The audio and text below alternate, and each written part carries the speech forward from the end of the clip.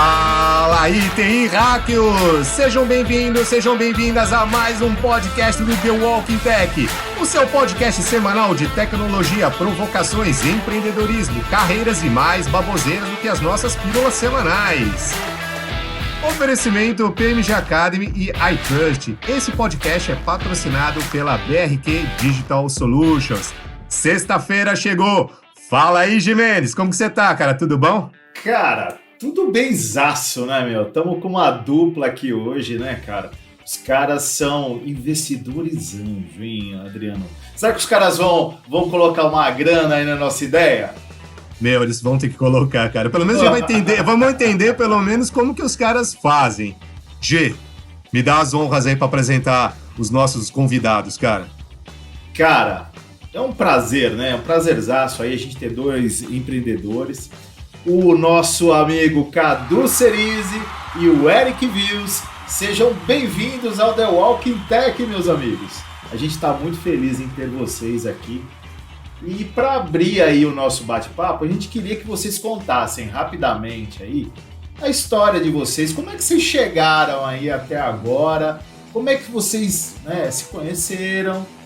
Como é que vocês tomaram essa decisão de começar um negócio, né, criar um fundo, né? Acho que vocês vão explicar melhor aí o fundo de investimento.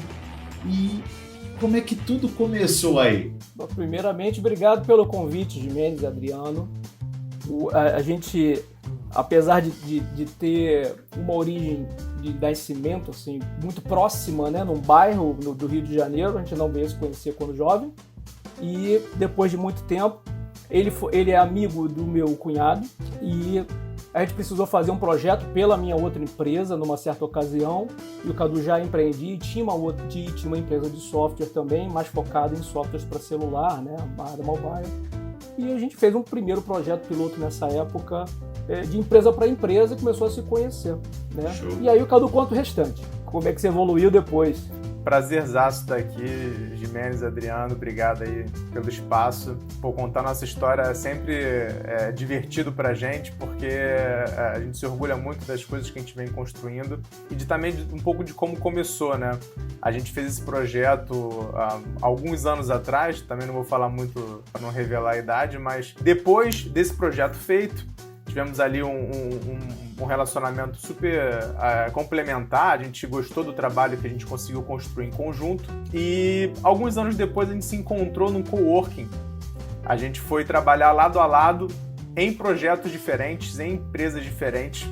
E tem um detalhe muito bacana do coworking, que é como ele ajuda nessa solidão do empreendedor, né? O empreendedorismo, ele por si só é uma carreira bastante solitária, porque apesar de você estar cercado de muita gente boa, de muita gente que te ajuda, de uma equipe que normalmente faz a diferença no que você está construindo, o momento onde você pega a bola ali e vai bater o pênalti é um momento que é só você, é muita pressão, é ali aquele momento muito sozinho.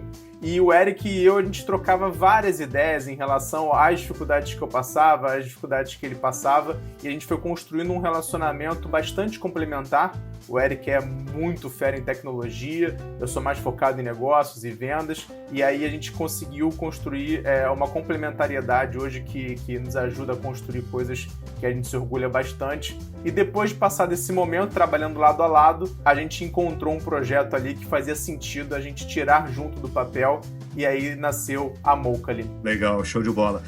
A gente vai explorar ainda um pouquinho a Mocally, o Cadu e Eric. Eu tava conversando antes de começar esse bate-papo, eu e o Gimenez, mas o pessoal da redação aqui, e a gente tava falando muito sobre empreendedorismo, sobre as nossas inquietações. E acabou surgindo no meio da conversa uma história de um cara que vendia bala no farol, e ele acabou se despontando, né? Acabou se transformando num cara empreendedor.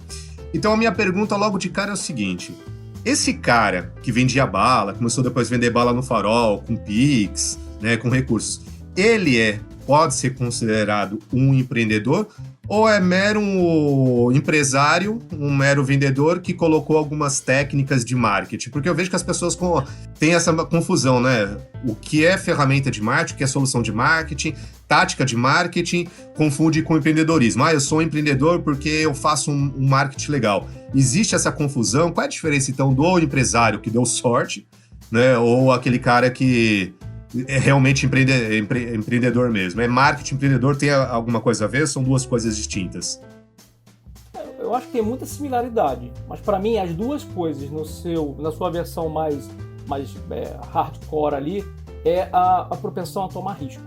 Quanto mais você toma risco ou faz coisas que, né, caminhos não tão trilhados assim, você está mais próximo ali daquele empreender de forma mais voraz possível, né? Podendo perder tudo, podendo às vezes sacrificar além do que é o normal, do que a sociedade está disposta, mas não é assim, não é nada. Eu não vejo isso como também uma coisa muito, muito linda ou, né, muito aquela figura do super-homem, não. Eu acho que a sociedade é necessário você ter, né, na sociedade, pessoas com um papel um pouquinho mais tomadoras de risco, outras menos, né, com tarefas mais diferentes, sem rotina, outras já com tarefas mais rotineiras, e tem espaço para todo mundo e é necessário que tenha todo esse tipo de perfil de pessoas. Existe o empreendedor, né, que é aquela pessoa que identifica um problema e não para aí.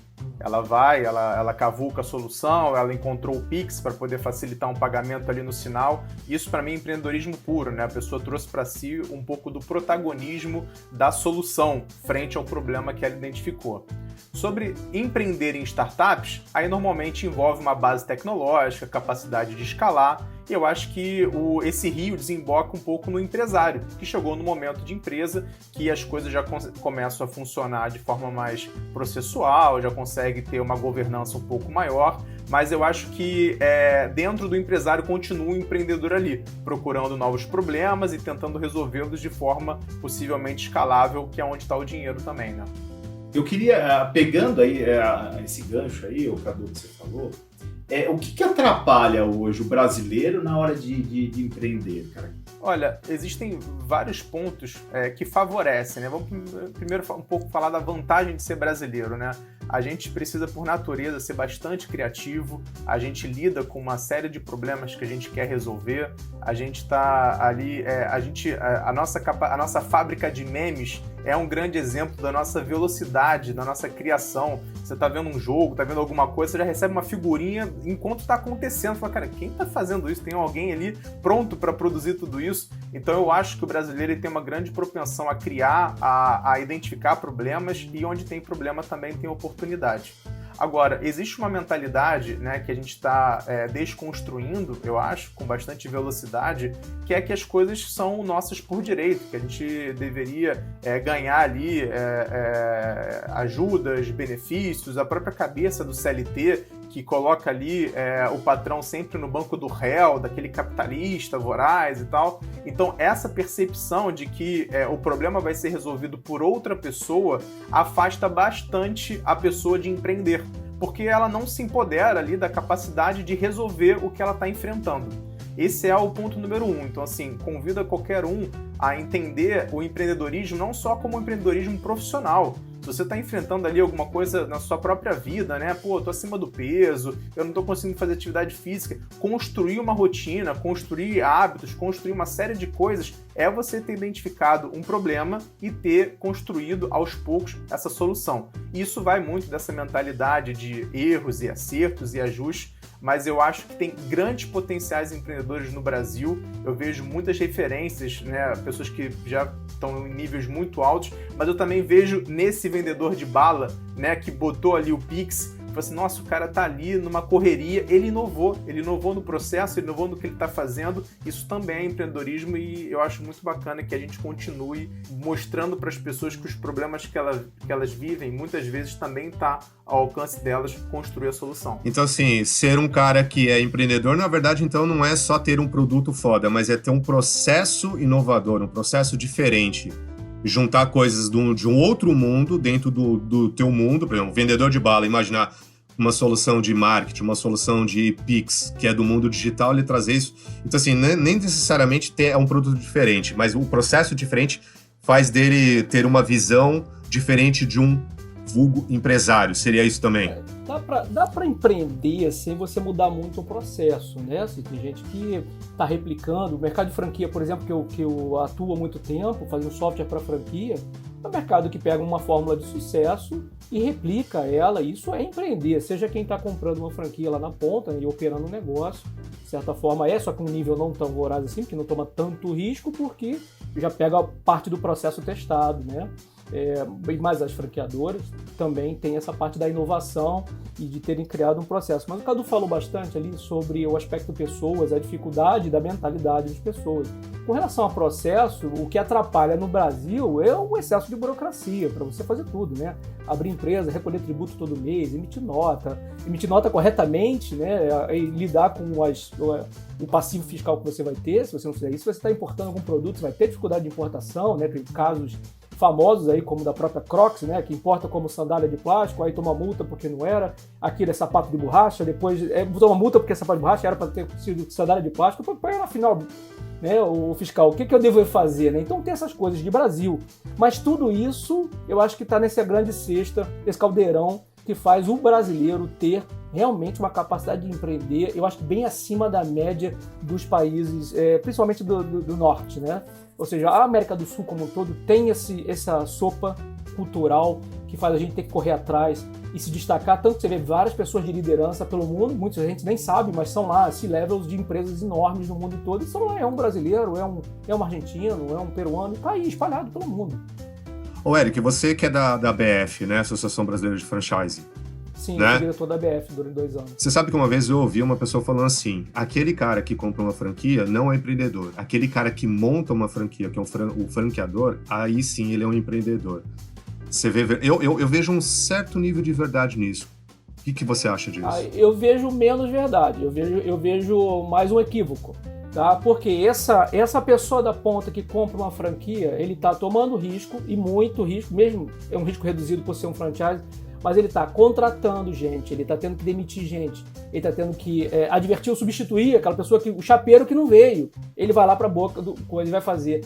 Ele pensa em promoção casada. Claro que nem tudo você pode fazer, mas você pode sugerir também alterações de mix de produto, que vende naquele tipo de região, né? Porque você tem adaptações locais e algumas franquias, elas pensam macro, mas elas precisam atuar no micro. Né? E nesse micro, quem faz a visão ali micro, bairro, né? Detalhe de logística de entrega, ou do que for, é muito a visão do franqueado que comprou a franquia ali. Eu acho que sim, o baita do empreendedor está numa relação danada. Na pandemia, muitos sofreram demais em vários segmentos, tá? Do educacional à lanchonete. O pessoal teve que se reinventar. Mas, Eric, mas é a questão de inovação, de ser disruptivo. Se você, pelo menos há um consenso que assim, quando você compra uma franquia, você quer diminuir o teu risco, porque você já sabe que é um negócio que deu certo. Isso não elimina aquele ponto fundamental do empreendedor de entrar num lugar onde ele não conhece, de ter, porque ele não vai ter possibilidade de novas ideias, porque ele tem que seguir um padrão do próprio franqueador. Então, assim, por isso que... Não, diminui, mas não zera. Tá? Você tem lá uma escala, e claro que isso diminui, mas não zera. E tem redes de franquia mais maduras, mais rígidas, mais fechadas. Tem outras que são maduras, mas são flexíveis na ponta, então eles dão espaço. Vários franqueados participam de comitês de inovação da franqueadora. Então você pega ali uns 10 ou 12 franqueados de uma rede de 200, que fazem parte de um comitê de tecnologia, o outro faz parte do comitê de produto e logística.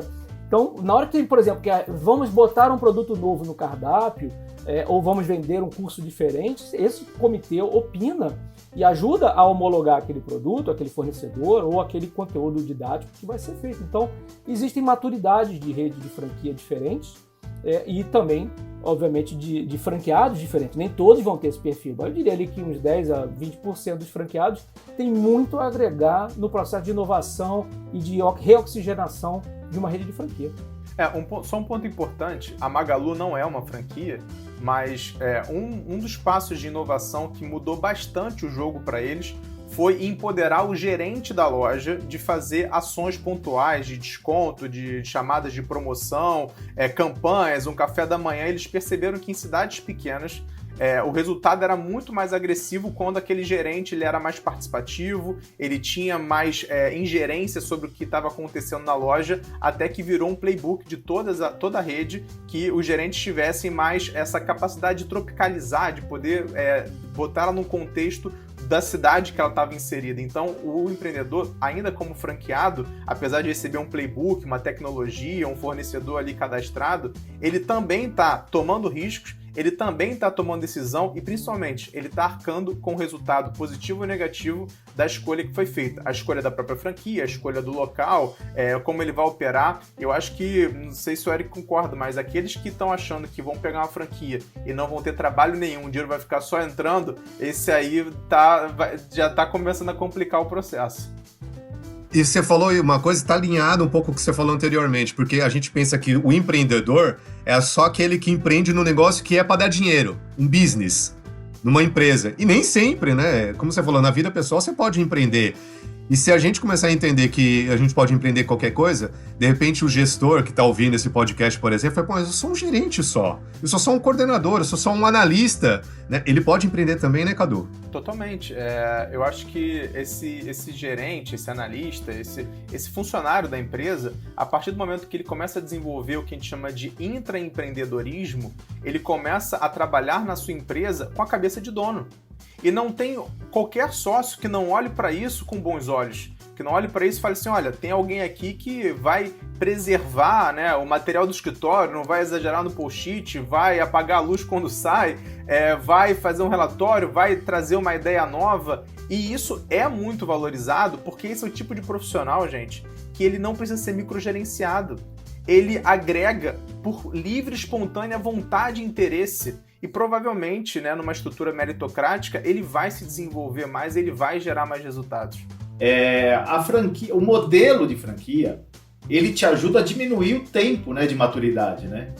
Porque já tem um negócio pré-formatado. Mas assim, o risco, eu vejo, né, como o Cadu diz, é o mesmo. O risco é praticamente o mesmo. Porque não é ou só... até pior, né? Ou até pior, que ele acredita porque... que vai funcionar e de repente não funciona. Pois é, porque assim, você tem que escolher o ponto, a estratégia de ponto, por mais que a franquia te ajude nessa escolha, mas o ponto é importante de qualquer negócio que você vai montar. Sei lá, um Depil Laser lá, um McDonald's, sei lá, qualquer coisa, né? Qualquer franquia, um fast food, qualquer coisa. O ponto é muito importante. Então, essa decisão, ou seja, por mais que a franquia venha com um playbook, né, como vocês disseram, com algo já estudado, tal, não sei o que, cara, mas o risco também é o mesmo. O ponto seguinte, inclusive é importante a gente quebrar esse mito aqui, não precisa empreender em ideias suas somente. A Mocally, né, acho que a gente já vai entrar nesse assunto, foi uma ideia do Eric, da empresa que ele estava operando, não foi uma ideia minha, e eles me convidaram para ajudar a operacionalizar. Então esse mito, né, de que a gente precisa ter uma ideia para investir nela e fazer ela acontecer, gente, se vocês estão querendo empreender, às vezes você pode chegar e olhar para um negócio de um amigo, de um primo, ou de um cara até que você admira e fala, cara, eu quero te ajudar nessa trajetória. Isso também é empreender. Não há necessidade de você precisar ter a sua ideia para ir então desenvolvê-la. Eu acho que existem outras qualidades e virtudes entre você operacionalizar, implementar, saber pivotar, encontrar o espaço para ou o mercado onde aquilo ali vai encontrar o seu retorno. Então o empreender não é tive uma ideia, vou fazer ela acontecer. Às vezes a parte da ideia não precisa fazer parte, você só precisa fazer acontecer. Isso. Eu vou até dar um exemplo, Cadu. A minha situação particular. Tenho há 11 anos a PMG Academy. Ele falou assim, eu vou empreender um dia, vou montar uma empresa de treinamento online. Porra nenhuma, não foi isso. Eu tive um acidente de moto onde fiquei de cama, onde eu perdi tudo e criei a empresa de treinamento online na mesa de cirurgia. Eu falei, cara, eu preciso fazer uma coisa. O médico falou, você vai voltar a andar depois de 6 meses, 1 ano. Eu falei, o que eu vou fazer? Cara, eu tive que me tornar um empreendedor de uma hora pra noite. Então, assim, nem sempre você tem aquele planejamento, aquela estruturação. Tem hora que é vida ou morte, cara. Você tem que fazer alguma coisa, senão você tá ferrado. Então, assim, e é engraçado. Deu certo. Eu não sei se pra outra pessoa, que nem as pessoas falam assim, qual é o sucesso da PMG? Onde eu começo? Começa comprando uma moto e se acidenta, porque aí você vai ser obrigado a fazer isso. Pergunta, qual é a chance de dar certo? Um cara que foi pego de surpresa, que nem eu? Ou aquele cara que fala assim, vou empreender, vou montar um negócio, vou estruturar? Qual é a chance? Eu acho é difícil. Eu não sei, eu não tenho essa informação de o que seria mais fácil, né, dar certo nos dois cenários. Eu sei que tem que ter um grande problema a ser resolvido, seja um problema seu ou um problema do mundo, né? Se for seu, ele provavelmente é um problema do mundo.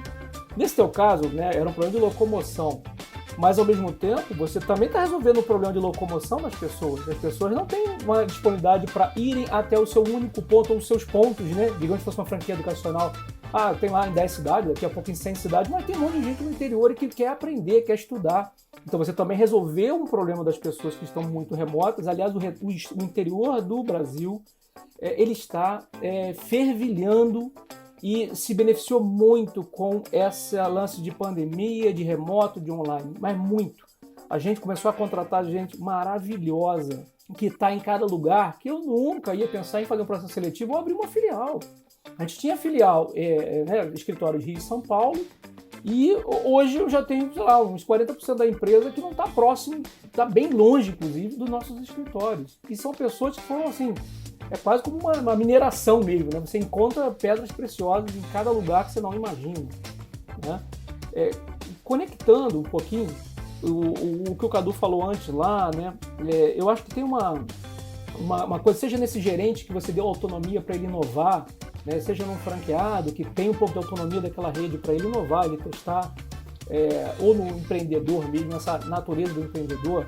Tem uma cultura aí dos últimos 20 anos que vem crescendo, que é essa cultura de startup, de lean startup, de testes, né? De não penalizar o erro, de você, pelo contrário, usar o erro como uma jornada de aprendizado e de testes, né? Teste AB, né? Que é uma coisa que é muito antiga, mas você experimentar coisas novas e daí sair muita inovação. Então não é uma receita, não é muito aquele clique daquela ideia genial. Às vezes é um monte de adaptação e teste, combina essa com aquela, agora varia essa e combina com aquela. E o resultado final, você chega a uma solução para um grande problema e aquilo começa a ter tração e não para. A cultura de você experimentar e testar, ela é cultura mesmo, ela é constante. Quem ficar parado fazendo a mesma coisa tende a margem zero ou lucro, né, ou prejuízo e fechar o seu negócio. Isso vale para qualquer business hoje em dia. O histórico de vocês dois é empresa de software, empresa de aplicação. Hoje a Mokley é uma empresa de serviço SaaS, de serviço remoto. Depois vou querer que vocês explorem um pouco mais. Olha só que interessante. Vocês, assim, é um buzzword, né? Tá todo mundo falando de startup, lean startup, não sei o quê. Eu fico imaginando assim, vocês como dois empreendedores, dois investidores anjos, vocês colocam o dinheiro num negócio, chamam de startup, e assim, uma startup, ela é ágil, uma startup, ela faz rápido, conserta rápido, vai pro mercado, faz versão, faz MVP, faz não sei o quê, protótipo, totalmente contra o tradicional, que é documentado, que é planejado, business case, um plano de negócio refinado. Meu velho, eu quero que vocês me respondam, qual é a lógica de você botar dinheiro num negócio onde não tem essa estrutura rígida, planejada, anos planejando, e botar num negócio que é louco, que não tem tanto planejamento, que você vai com a cara ali para assumir o risco? Adriano, eu faço uma analogia entre o lançamento de um foguete, que você passa anos estudando, fazendo engenharia, faz todo aquele planejamento, em algum momento é 5, 4, 3, 2, 1, e aí ou ele deu certo ou deu errado. E startup é você falar, cara, eu vou sair daqui e vou chegar em outro bairro com o Waze ligado. E eventualmente esse caminho vai mudar, eventualmente vai acabar a gasolina no meio, eu vou ter que encostar num posto, eu vou ter que buscar alguém que está fazendo falta na minha viagem. Então, esse planejamento de startup, ele por natureza, ele te permite e ele exige que você se adapte com muita velocidade. E com a forma como a gente vive, né, sendo surpreendido positivamente ou negativamente por várias coisas que acontecem, ser obrigado a ficar em casa, ou o mercado mudou uma lei, ou mudou uma forma de consumo do mercado em geral, essa capacidade de se adaptar tem sido muito testada. Então é muito mais encantador para o investidor investir na capacidade de execução do Adriano. Ele ali enfrentou um problema, do acidente ele criou uma empresa. Então essa mentalidade sua, essa forma de execução, de você entender dentro de um problema o que você ia construir, tende a ser uma cabeça, uma gestão muito mais blindada aos adversos. aos eventos adversos que podem acontecer. E é certeza de que eles vão aparecer. Do lado positivo e você poder aproveitar e surfar uma onda boa, ou pro lado negativo você ter que mudar, você ter que se reinventar. Então, eu acho que lançamentos de foguetes ainda não... talvez sejam até mais arriscados. Por mais que você tenha ali toda uma equipe, investimentos bilionários, aquele momento ali de deu certo ou deu errado, ele é muito binário. Enquanto você fica preso no planejamento também, né? Você não pode sair, porque tá ali, ó, tá escrito, tem que seguir, né? Exatamente. Então eu acho que você dirigir um carro com o Waze ligado te dá mais chances de sucesso ou lidar com as coisas conforme elas forem aparecendo. Do meu lado, só para complementar, você tem a visão, botar o dinheiro em algum lugar e botar numa coisa mais sólida ou mais arriscada, né? Mais certinha, mas assim, investimento, você tem maior risco, provavelmente maior possibilidade de ganho. Menor risco, né? Igual lá uma poupança, é menor probabilidade de ganho. Mas aí é uma decisão individual, né? de cada investidor. Mas é que a minha diferença, no meu caso, é que eu não estou apenas como investidor, eu sou um investidor que também está ajudando o negócio a acontecer. Então eu estou dentro ali daquilo. Então, primeiro, é uma área de conforto, uma área que eu já conheço, já domino, já trabalho há 27 anos nisso, fazendo software, trabalhando com software como serviço antes do nome, até antes do nome SaaS existir. Mas o que me motiva ali é resolver o problema de alguém. Porque a gente conseguiu resolver o nosso problema, a gente já tinha escritório Rio de São Paulo na empresa que eu tenho até hoje, que eu ainda continuo atuando, e a gente tinha um problema, mesmo com escritórios físicos. Quando veio a pandemia, o problema se agravou e a gente conseguiu resolver o problema. Hoje a gente está melhor do que estava antes. Isso com a equipe inteira virou remota, começaram a contratar remotamente, a gente tem um time totalmente distribuído e funcionando melhor do que antes. E aí eu olho para o lado e digo, cara, a gente pode fazer outras empresas que estão sofrendo, outros colegas, a terem esse mesmo benefício. E tanto que os beta testers originais, né, iniciais, foram também colegas que estavam com a mesma dor. Eu falei, cara, então usa isso aqui e testa, né? E me ajuda a ir construindo os próximos passos desse produto, e aí virou um produto. Mas antes era uma solução para um problema interno. Então, ver um problema ser resolvido, perceber a solução de um problema, minha origem é de engenharia, então eu adoro pegar um problema e resolver. A gente foi treinado para isso. Então eu fico louco, né? Adoro, né? Êxtase. Que problema o Mocally resolve? Então, o problema que o Mocally resolve é essa integração e essa colaboração de times distribuídos. Como é que eu faço um time distribuído se integrar, se engajar e colaborar? Então tudo, a gente tem algumas coisas que foram na linha da analogia da colaboração física que acontecia no mundo presencial, outras a gente pegou as vantagens do remoto e juntou esse treco numa solução que junta um pouquinho de coisas que já existiam, né? Então assim, o mundo, eu acho que essa pandemia veio no momento que o mundo estava preparado em termos de infraestrutura, né? De telecomunicações, de computador e de um pouquinho de cultura. Acho que foi um momento, não podia ser mais perfeito para ser resolvido esse problema. Porque se isso acontecesse há 15 anos, e aí a gente já está muito mal, né? Porque as coisas iam parar realmente. E não pararam, elas só demoraram um pouquinho para se adaptar, né? Você passar a comprar por um delivery, por um app, né? Você fazer um curso online, mas há uns 15 anos você ia ter problema em várias cidades, né? Para clientes terem acesso a esse tipo de coisa. Vocês lançaram o Mocally na pré-pandemia ou foi no momento da pandemia? Então, parte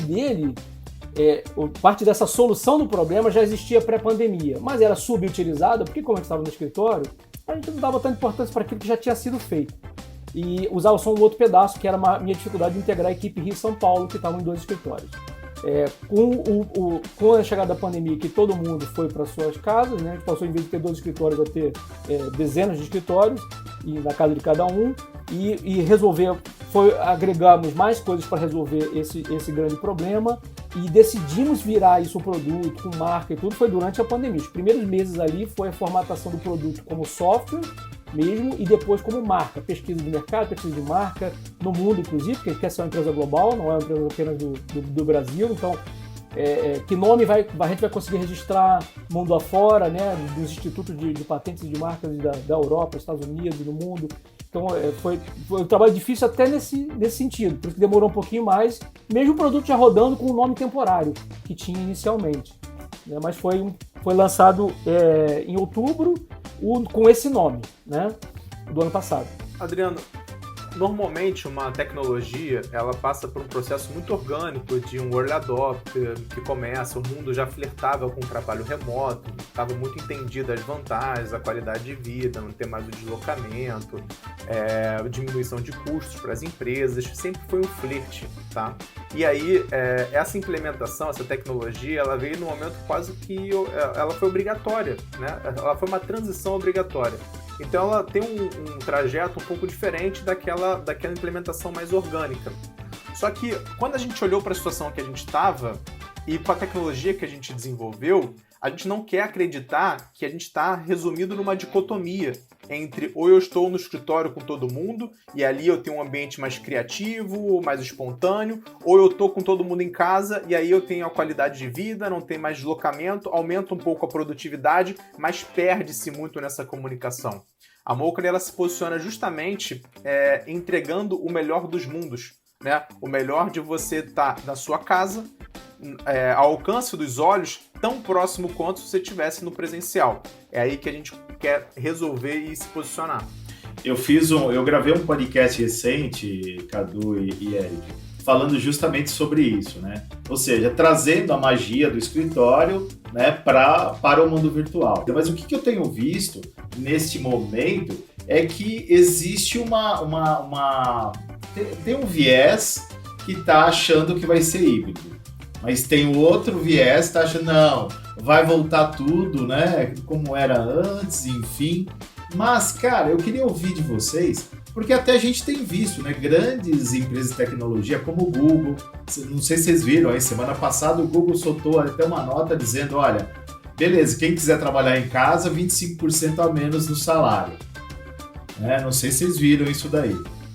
Cara, no mundo, se a gente imagina só uma empresa de tecnologia hoje, que está faltando profissional, você chegar, a gente conversou com o Benjamin Quadros, né, da BRQ, e eles adotaram um modelo Anywhere, porque ele falou, Jimenez, os caras chegam pra gente já perguntando se o trabalho é remoto. Porque se for presencial, ele se não for, ele nem vai, o cara não vai. Ele nem quer ouvir a oferta. Aí eles sacaram isso, né, e desenvolveram o Anywhere, que é um modelo, tanto é que eles foram um Great Place to Work, enfim, é um negócio bem legal que eles desenvolveram lá, bem interessante mesmo. Mas aí eu pergunto para vocês, qual que é a percepção de vocês com relação a esse momento? Cara, o negócio vai ser híbrido, né, pelo que vocês desenvolveram uma solução que é para um modelo híbrido, né, tanto para o digital como para o presencial, enfim. Qual que é a percepção de vocês com relação a isso? O que será que vai acontecer? Vamos lá, um caso muito interessante é que a parte de TI, principalmente programadores, né, que é o público principal aqui, né, do The Walking Tech, o pessoal de TI, de tecnologia, essas pesquisas todas indicam que, cara, mais de 80% não quer nem olhar para outra opção, ela quer o remoto. Né? Tem um pouco a ver com o perfil comportamental, tem com o tipo de trabalho que você pode fazer em qualquer lugar, já era uma demanda reprimida e já era um desejo deles e as empresas aqui não tinham esse formato, precisava desse amadurecimento ainda das empresas, a minha também, né? Ou seja, todas as empresas precisavam achar caminhos para isso, para liderança, para gestão, ou seja, é mais grave em alguns tipos de profissão, ou seja, é mais latente esse tipo de coisa. O híbrido ou o totalmente remoto, ele vai variar o que é melhor, né? Os benefícios e as desvantagens, dependendo do setor que você está atuando. Né? Claro, se você precisa ter contato com o cliente, não tem jeito, né? Uma coisa presencial, aquelas pessoas vão ter, mas às vezes até nesse tipo de empresa, ou talvez o administrativo, o financeiro não precise estar ali todo dia, ou nem precise em algum momento tá lá, você pode, alguém que é de loja, escanear lá um documento, um boleto, alguma coisa assim, e mandar pro cara lá do coisa a pagar, que tá remoto, que não importa onde ele esteja. Então esse aprendizado ele ainda vai acontecer. A gente acha que o que é fato é que não vai ficar igual estava antes, né? É muito normal essa pergunta, né? Cadu, qual é o futuro do trabalho, né? Assim, olha, primeira coisa, para mim, o futuro do trabalho tem a ver com o tamanho do seu apetite. Você pode fazer o financeiro da sua empresa num papel de pão, num Excel, num software mais avançado de gestão financeira. A gente quer oferecer a Mocley como uma ferramenta desenvolvida sob encomenda para quem quer o trabalho, times distribuídos, tanto remoto, quanto híbrido, quanto presencial. Né? E é engraçado porque apesar do mundo estar muito pronto com muitas tecnologias, a gente ficou durante muito tempo usando softwares adaptados, né? E para o martelo tudo é prego. Então eu sou uma ferramenta de gerenciamento de tarefa, então tudo pro cara se resumia em gerenciamento de tarefa. Ou sou de videoconferência, tudo virava videoconferência. Ou sou de chat, tudo virava chat. E existem coisas que a Mocha ele procura integrar, que é o olhar para o lado, que é esse office experience, né? Você chegar no seu escritório, você ver todo mundo, você dar um bom dia, esse evento social de chegar ou de sair. Essa separação do home e do office, gente, que é essencial ser falado, a pessoa saber quando começa e quando termina a jornada de trabalho dela, ter canais especializados para isso. E a primeira resposta, que parece ser muito óbvia, gente, mas olha só, vai ser remoto ou vai ser presencial? Não tenho uma ideia, vai ser o híbrido. Você vai às vezes, você não vai às vezes. Esse é um regime de trabalho que, apesar de ter todo o nosso carinho, toda a nossa vontade de fazer acontecer, traz várias dores novas. A pessoa que está no escritório, ela tem preferência de quem não está no escritório, e a gente está gerando, inclusive, o FOMO, o Fear of Missing Out, o medo do cara de não estar no escritório e não ser visto, o que ele não está participando, o que ele está perdendo. Então, vamos investir mais hardware, botar microfones e câmera nas salas de reunião para integrar quem não está aqui.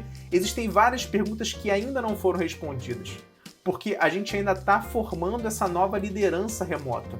Vamos lembrar que como foi uma imposição, como foi uma obrigatoriedade, a gente migrou o antigo líder para o movimento atual. Então tem vários que eles já começam a rechaçar o remoto, talvez por uma falta de desenvolvimento próprio. De falar assim, não, eu já quero voltar, eu já vou botar todo mundo para dentro, eu quero ver a tela da pessoa, eu quero poder conversar e tal.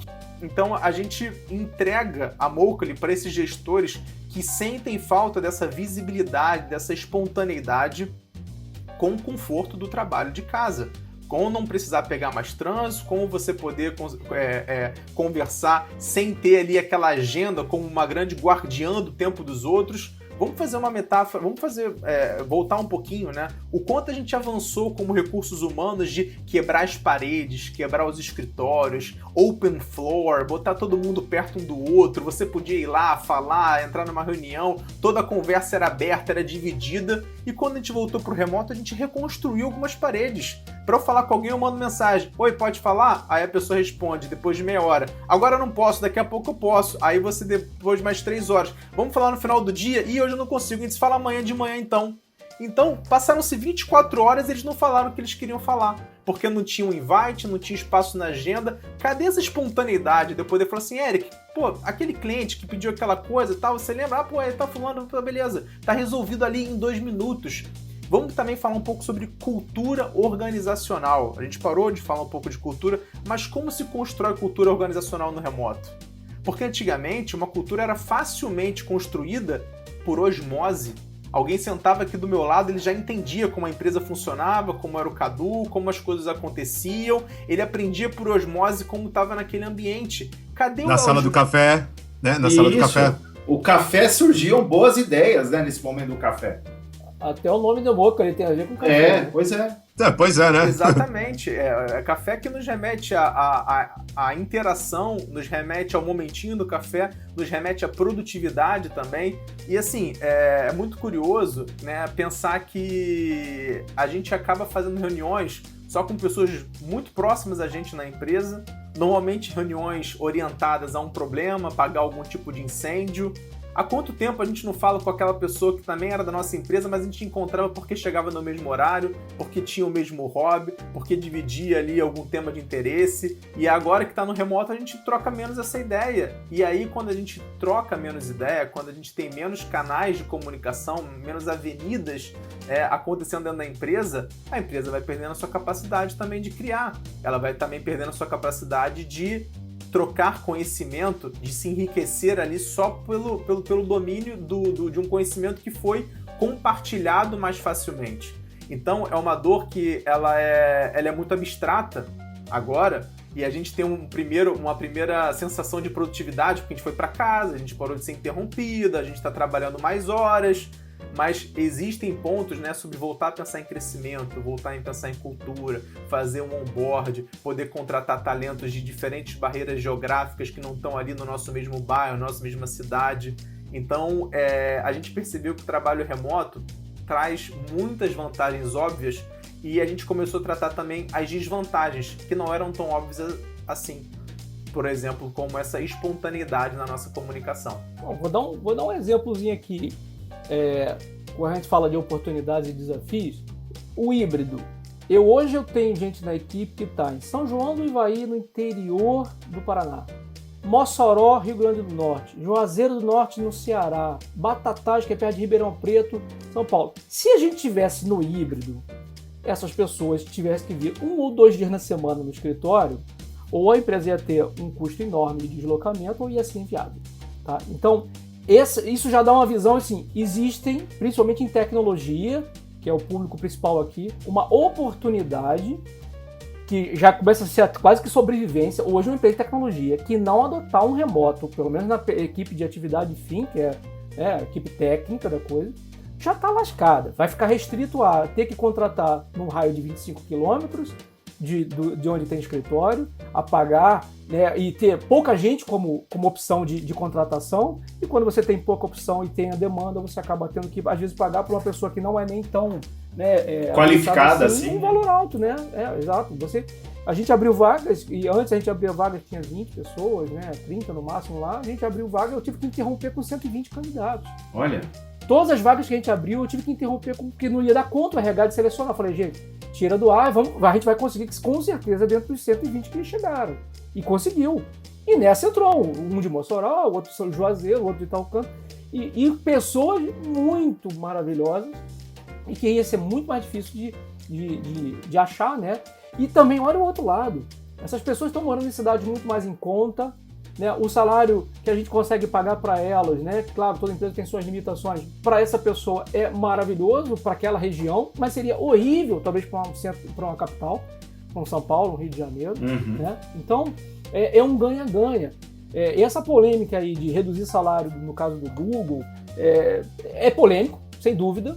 Né? Eu botei uma enquete lá, quase 80% acha que não deveriam fazer isso, que a pessoa tem que ser remunerada pelo que ela entrega para a empresa e tal. Eu também acho, também concordo. O outro lado. Eu sei o outro lado, tá? Eu também acho isso, que as pessoas têm que ser remuneradas não por onde elas moram, mas pelo que elas entregam para o negócio. Aí. Mas eu também sei que, olhando do outro lado, do lado de quem contrata, elas, por terem feito uma opção de estarem na Califórnia, né, ou nos Estados Unidos e tal, e por um mercado muito carente, elas pagaram mais do que a pessoa entregava para vários profissionais. Então elas estavam pagando lá $140 mil ano para um determinado nível de programador, mas era um cara que entregava $100 mil ano para ela. Mas ela estava aceitando pagar lá 40% a mais, ou 25% a mais, porque ela obrigou o cara a sair de Austin para ir para a Califórnia.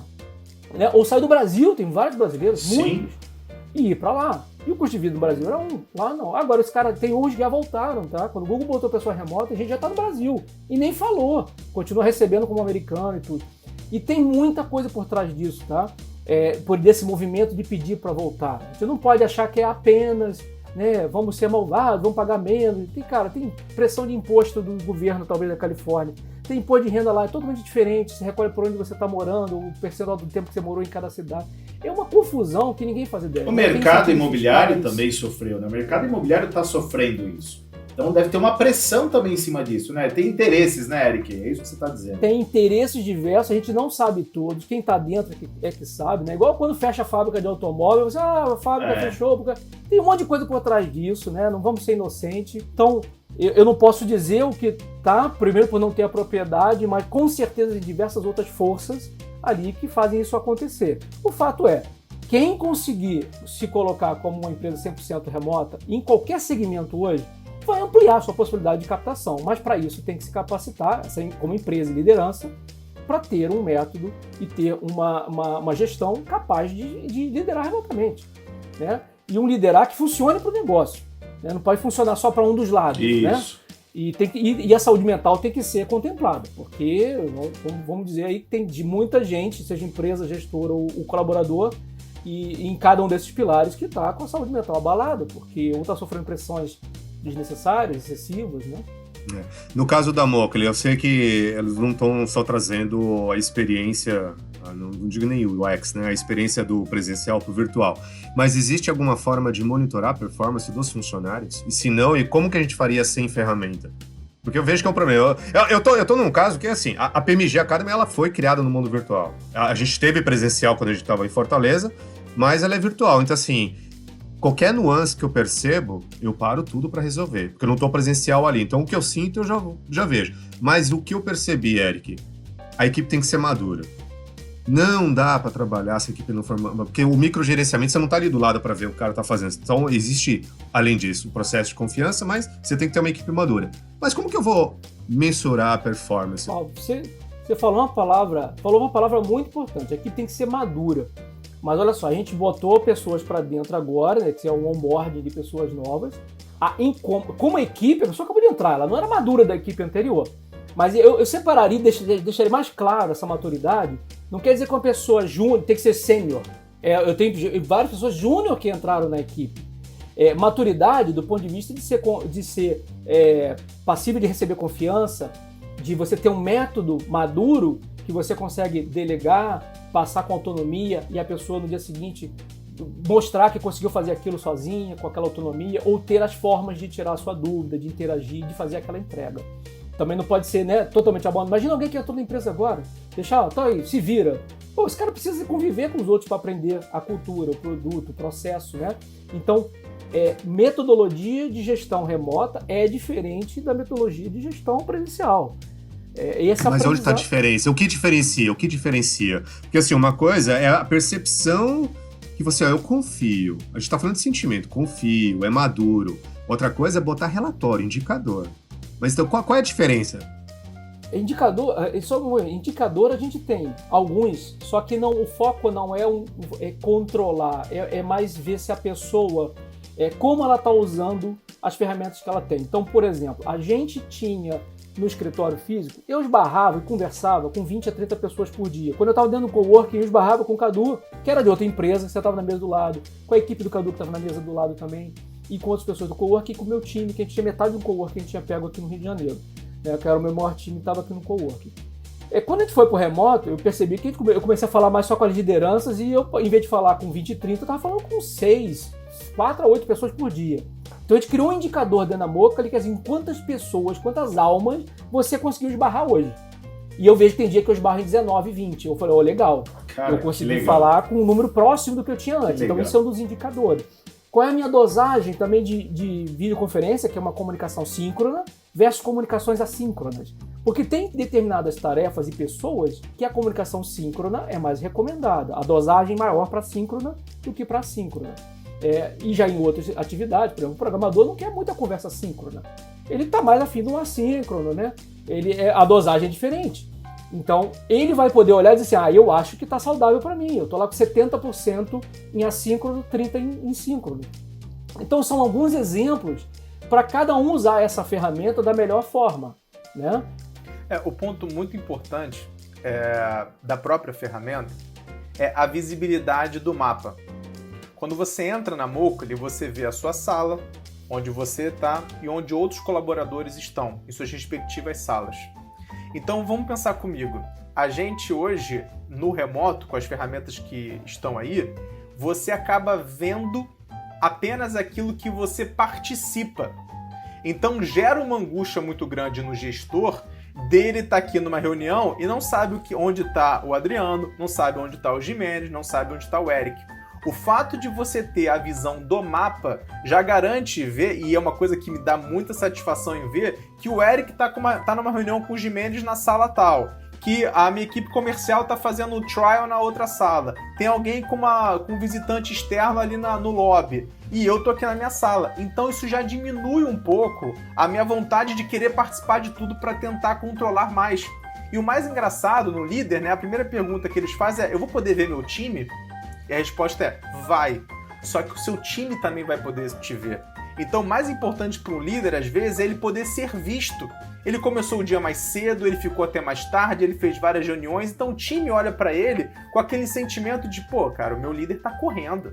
Ele tá voando em campo. Eu não posso ficar para trás, eu não posso ficar parado. Eu tenho que entregar ali, porque olha quantas reuniões comerciais o Cadu fez. Olha ali a reunião de programador que o Eric tá tocando o dia inteiro. Olha quanta inovação tem no produto. Então o time todo é contagiado por essa atmosfera de produtividade, de colaboração. E aí, de fato, você consegue resolver um pouco essa nossa vontade de participar de tudo. Porque no escritório, até pouco tempo atrás, isso se resumia, às vezes você está trabalhando aqui ouvindo que outras coisas estão acontecendo. Ou ver pessoas tendo reunião, tendo algumas conversas. E essa visibilidade é uma experiência que muda completamente o trabalho remoto. Eu estava, antes da pandemia, indo para escritório, fui obrigado no trabalho remoto com as ferramentas que já existiam. Eu me sentia um gestor o tempo todo frustrado. Eu não tinha tantas conversas, eu não conseguia passar tanta informação, eu não sabia o que estava acontecendo. Isso vai dando angústia e você vai gerando um perfil de microgerenciador, de querer pessoas mais perto, de começa a ser mais chato, de faz call todo o tempo. E você não deixa as pessoas trabalharem. Isso é super normal. Ô Cadu, só dar uma notícia, a gente já tá quase fechando o boteco aqui. Tá acabando a cerveja e o café, mas eu tenho uma pergunta, cara. Me veio uma coisa na cabeça agora. Ferramenta maravilhosa pro gestor. Achei sensacional. Mas há um incômodo do funcionário sabendo que ele está sendo monitorado? Se ele entender que a gente está oferecendo para ele a ferramenta que vai permitir que ele trabalhe, que ele continue no conforto de casa e continue entregando para o time da mesma forma como ele entregava antigamente no presencial, ele vai entender que a Mocha é uma grande aliada dele. Se ele entender que a Mocha é um Big Brother que está vigiando dele, ele não entendeu a ferramenta. E essa pode ser a primeira impressão, tá? E a gente tem casos de clientes que as pessoas falam, nossa, meu colaborador aqui está reclamando e tal, mas a gente também tem casos de cliente onde o cara fala, cara, eu sou tímido. Eu não abro a câmera, eu não abro o microfone, eu participo pouco das reuniões, mas saber que eu tô com o meu time, que eu tô fazendo parte de algo maior, isso me acalma, isso me ajuda. E lembrando que a gente separa bastante o home do office, porque quando você tá na Mocha, você tá no seu escritório. Você saiu da Mocha e o time falou assim, cara, esse cara saiu daqui. Esse cara não precisa mais ser incomodado no WhatsApp, né? E outra coisa, gente, o grupo de WhatsApp não é ferramenta de gestão. O cara tá ali falando com a família, falando com amigos, e aí ele tá tendo que conviver também com uma mensagem do chefe, e o chefe vai mostrar que tá trabalhando muito, ele já manda mensagem 7 da manhã, 11 da noite. Não dá, gente, não dá pra gente continuar achando que o grupo de WhatsApp é ferramenta de gestão. Funciona, tem seu momento, mas a Mocha ele permite que você saiba quem tá no escritório virtual e quem já foi embora, quem foi cuidar da própria casa. Tem lá uma salinha de coffee shop, o cara foi no banheiro, foi pegar um café, tem a bolha onde o cara tá focado numa atividade que não pode ser incomodado, ele tá ali concentrado em algo. Então assim, e as ferramentas de monitoramento são para o próprio colaborador. Ele vê quantas horas ele passou em reunião, com quem ele encontrou. Não é para o gestor ver quantas horas ele ficou em reunião, é para o próprio colaborador entender que ele talvez tenha que parar de fazer um pouco mais de reunião e focar um pouco mais nas entregas que foram prometidas, ou voltar a se comunicar com algumas pessoas que estavam um pouco, que não tinham tanta comunicação assim. E só fazendo uma analogia, né, aproveitando que a gente está num podcast que eu gosto bastante, para mim existe uma relação muito clara também do boom do podcast com o trabalho remoto. Porque você volta a participar de conversas descontraídas. Isso não é possível que a gente não esteja sentindo falta disso e que o podcast de alguma forma nos ajude a estar ali ouvindo uma conversa descontraída, de estar ali falando de coisas que não necessariamente são focadas em problema, apagando incêndio. Então eu acho que o trabalho que vocês fazem também com o podcast ajuda também bastante esse colaborador de casa se sentir voltando Legal. A participar de conversas mais fáceis e gostosas. Bacana, Cadu. Eu vi que a interface, eu vi que vocês se esmeraram, né, no UI, no UX. Cara, achei que ficou muito legal, a interface ficou muito bonita, ficou muito simples, né, descomplicada, né, e eu queria saber um pouquinho mais só da tecnologia. Você entendeu? Tipo, se no dashboard, aí eu vi que vocês têm um dashboard bastante interessante. Se vocês já testaram alguma coisa para verificar, tipo, o Happiness Index, que hoje está muito em alta aí nas organizações. Eu queria que vocês falassem um pouquinho sobre isso, se o Mocha ali é possível a gente fazer esse tipo de coisa, vocês já testaram isso ou não? Sim, primeiro assim, a stack tecnológica é ampla pra cacete. Eu diria que até alguns anos atrás eu não teria nem condição de gerenciar uma equipe com uma stack tão ampla para conseguir fazer um produto que roda em todos os tipos de sistema operacional de celular, que compartilha a tela, inclusive, do iOS, se você quiser, que você tem parte web, que funciona, inclusive, toda a videoconferência e chat e tudo, todo o produto em browser puro e também funciona nos browsers de celular. Ou seja, eu diria que é assim, a parte tecnológica mais avançada que a gente tem hoje no mercado disponível, mesmo que em alguns aspectos o Google usa ou que o Facebook usa. E essa pegada de ser uma ferramenta muito simples, realmente. Quando a gente vai lá para dashboards ou gamificação, a etapa que a gente está entrando agora é em gamificação.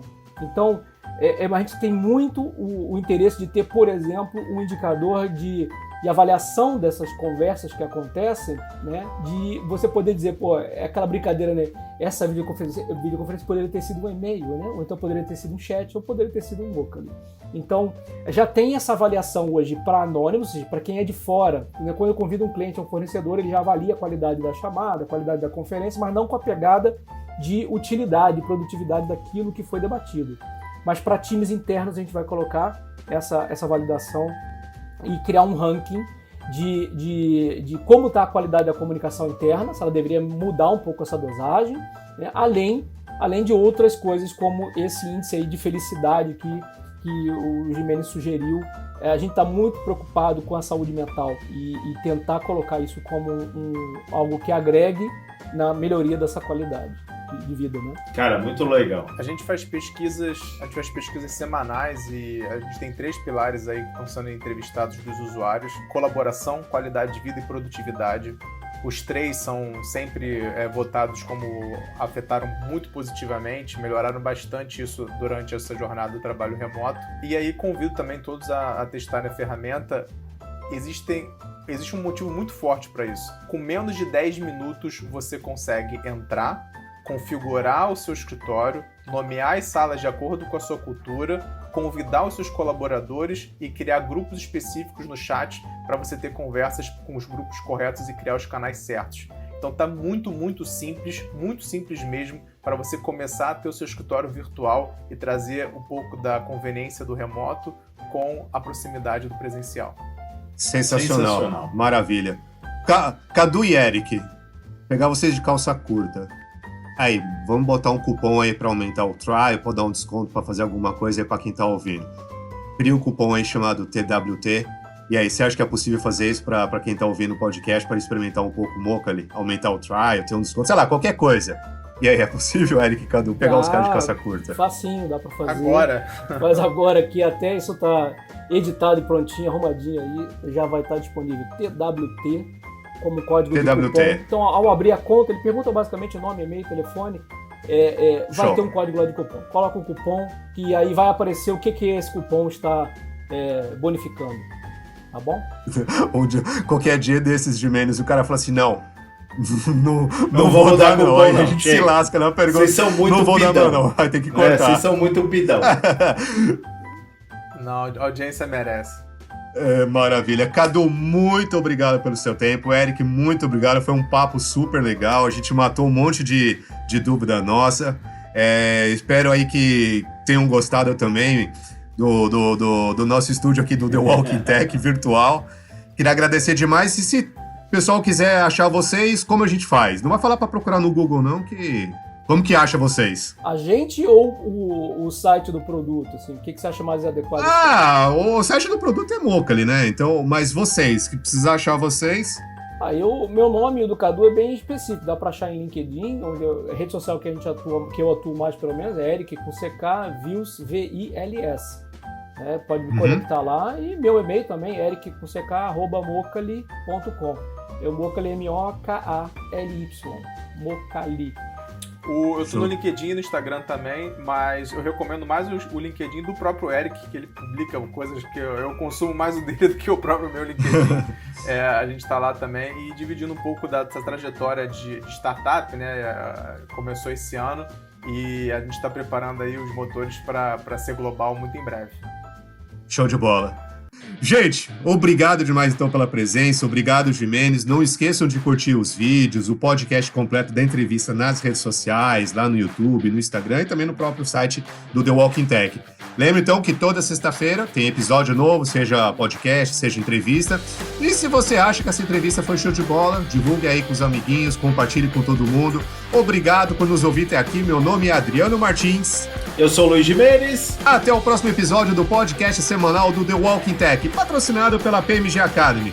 Falou, TI Hackers!